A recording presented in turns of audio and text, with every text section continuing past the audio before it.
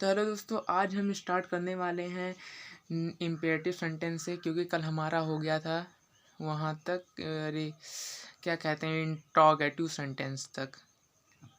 इसमें हमने समझ लिया था इंट्रोगेटिव सेंटेंस क्या होता है, उसे हम पहचानते कैसे, उसके टाइप कितने होते हैं, उसके टाइप सारे हमने समझ लिए थे। अब हमें समझना है इम्पेरेटिव सेंटेंस को। तो आइए समझते हैं इम्पेरेटिव सेंटेंस को। जिस वाक्य से आज्ञा, प्रार्थना, सलाह अथवा प्रस्ताव की भावना या भाव व्यक्त हो तो उसे इम्पेरेटिव सेंटेंस कहते हैं। जिस वाक्य में हमें आज्ञा मिले, ऑर्डर मिले, प्रार्थना किया जाए, किसी से रिक्वेस्ट करी जाए, या किसी ने कोई एडवाइस दे, कोई सलाह दे, या किसी के सामने हम अपने प्रस्ताव रखें, अपना प्रस्ताव व्यक्त करें, तो वो सब इम्पेरेटिव सेंटेंस के अंतर्गत आते हैं। वो सब इम्पेरेटिव सेंटेंस ही होते हैं। जैसे एग्जाम्पल मस्ट होता है समझने के लिए, तो हम एग्जाम्पल को देखते हैं। Bring your book to me, अपनी किताब मेरे पास लाओ, अपनी किताब मेरे पास लाओ। ठीक है, तो यहाँ पे हम देख सकते हैं कि ये यहाँ पर एक रिक्वेस्ट हो रहा है कि हाँ अपनी किताब मेरे पास लाओ, ये रिक्वेस्ट की भावना है, तो ये हो जाएगा इम्पेरेटिव सेंटेंस। जैसे जो हमसे बड़ा रहे, जो हमसे बड़े होंगे एज में, वो हमें ऑर्डर देंगे, और हम अपने बड़े से कोई बात अगर हम किसी चीज़ को मांगते हैं तो वो रिक्वेस्ट करके मांगते हैं, और अगर कोई हमें सलाह दे रहा है तो वो एडवाइस हो जाएगा।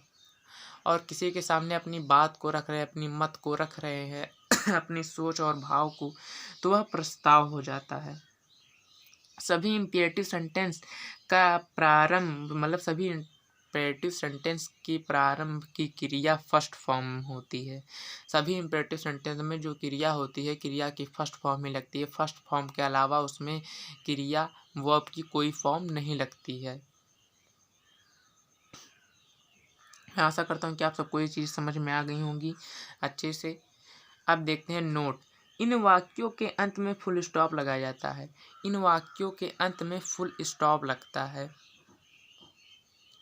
ठीक है, तो इम्पेरेटिव सेंटेंस बेहद ही बहुत ही आसान था। इसमें कुछ मतलब कुछ इसमें कोई ना समझने वाली बात थी नहीं, बहुत ही सिंपल था। मैं आशा करता हूँ कि आपको समझ में आ गया होगा। किसके अंत में फुल स्टॉप लगेगा? इसमें आज्ञा, प्रार्थना, सलाह या प्रस्ताव का भाव व्यक्त होता है। इसके अलावा इसमें कोई भाव व्यक्त नहीं होता। इतना ही केवल रहता है, चार चीज: आज्ञा, प्रार्थना, सलाह, प्रस्ताव। अब हम देखते हैं एक्सक्लेमेटरी सेंटेंस को। ये भी बहुत ही आसान है, इसमें भी कोई बहुत कठिन नहीं है। जैसे कि हम देखते हैं एक्सक्लेमेटरी सेंटेंस। जिस वाक्य से कोई आश्चर्य, हर्ष, शोक भाव, करुणा, घृणा आदि भाव प्रकट होता है, वह एक्सक्लेमेटरी सेंटेंस कहलाता है। जिस वाक्य से कोई आश्चर्य से आप समझ सकते हैं सरप्राइज्ड, और हर्ष मतलब खुशी, खुश होना। शोक मतलब दुखी होना या दुख से आप समझ सकते हैं। भय मतलब डरना। करुणा मतलब दया। घृणा मतलब ईर्ष्या, द्वेष की भावना का अर्थ है ये। आदि का भाव प्रकट होता है तो वह एक्सक्लेमेटरी सेंटेंस कहलाता है। जैसे what is a beautiful girl she is, what is a beauty girl she is, वह कितनी सुंदर लड़की है। इसके लास्ट में एक्सक्लेमेटरी मार्क लगता है, जैसे कि जो इस तरह होता है।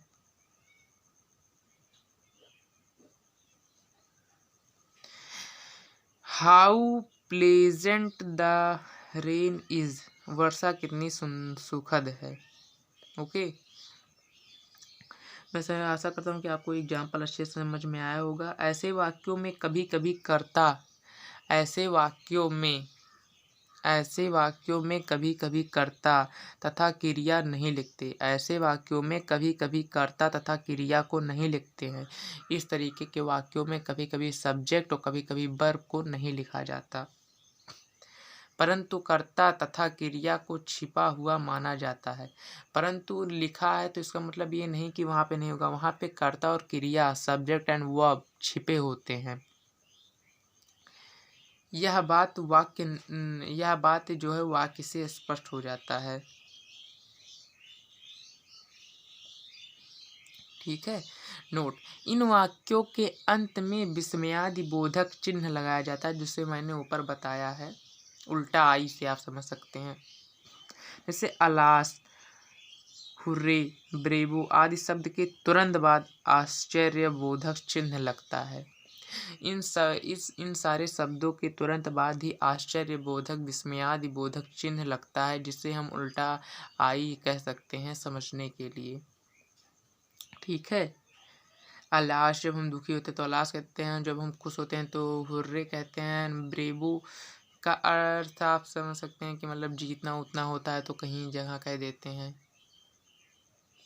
और उसके बाद में हम आइए हम एक बार फटाफट रिवीजन कर लेते हैं कि एक्सक्लेमेटरी सेंटेंस वो वाक्य होते हैं जिनमें हर्ष, आश्चर्य, शोक, भय, करुणा, घृणा आदि का भाव प्रकट होता है।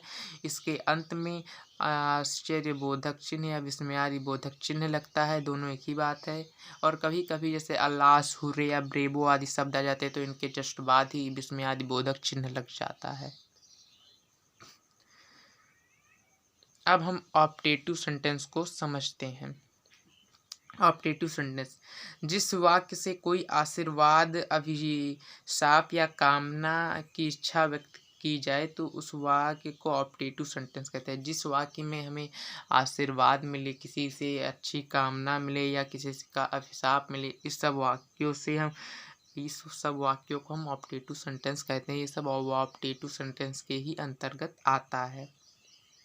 ये सब ऑप्टेटिव सेंटेंस ही होते हैं। जैसे मे यू लिव लॉन्ग, ईश्वर करे आप दीर्घायु हों, तो यह एक प्रकार का आशीर्वाद है और आशीर्वाद आ गया तो ये हो जाएगा ऑप्टेटिव सेंटेंस। ठीक है, आपको अच्छे से समझ में आ गया होगा। अब हम आगे समझते हैं, थोड़ा ही बचा है, उसके बाद ही खत्म हो जाएगा हमारा ये एपिसोड नंबर 2। क्योंकि इसमें जो बेसिक ग्रामर का सेंटेंस था उसे पढ़ाना था। सेंटेंस पूरा हो गया। अब सेंटेंस के बाद हम देन पार्ट ऑफ स्पीच पढ़ेंगे। पार्ट ऑफ स्पीच के बाद हम वो पढ़ेंगे टेंस, और टेंस के बाद वॉइस एंड नरेशन, ये सब पढ़ेंगे। तो इन वाक्यों के प्रारंभ में सहायक क्रिया लिखी होती है। इन वाक्यों के प्रारंभ में सहायक क्रिया लिखी होती है। अगर नहीं लिखी होती है तो इसका मतलब वहाँ पे छिपी हुई है। में वहाँ पे छिपा होता है जहाँ पे नहीं लिखा होता। ठीक है। नोट, ऐसे वाक्यों के अंत में एक्सक्लेमेशन मार्क लगता है, जिसे विस्मयादि बोधक चिन्ह कहते हैं। तो ऑप्टेटिव सेंटेंस के भी अंत में एक्सक्लेमेशन मार्क लगता है, जैसे कि हम यहाँ देख सकते हैं उल्टा आई वाला। ये मार्क ऑप्टेटिव में भी लगता है, एक्सक्लेमेटरी में भी लगता है। दोनों सेंटेंसेस में ये मार्क लगते हैं। लेकिन तो यहाँ पे ऑप्टेटिव में